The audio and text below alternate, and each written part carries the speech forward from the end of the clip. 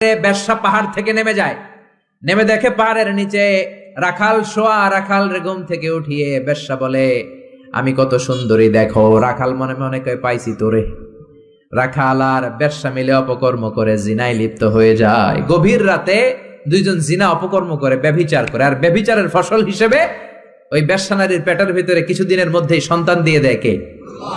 দিন গড়িয়ে রাত আসে, মাস যে বছর আসে, 3 মাস যাওয়ার পর বেশ্যা নারীর পেটটারে উঁচা করে দিছে কে?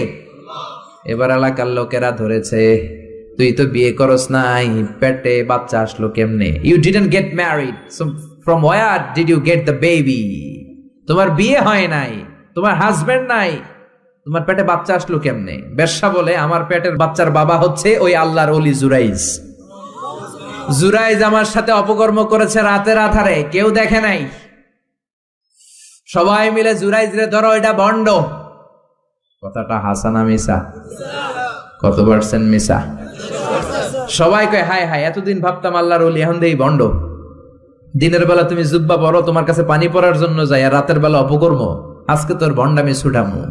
উপর মে পাক সাফ, আন্দার মে খালাত মালাত।